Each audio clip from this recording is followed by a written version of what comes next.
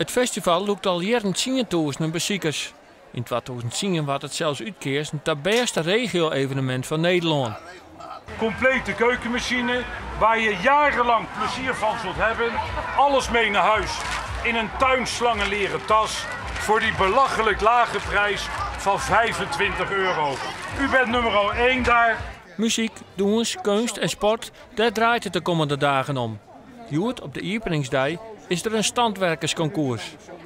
Dep aan, laat hem in weken, die poets die doet het werk. Pak ik daarna die vochtige doek.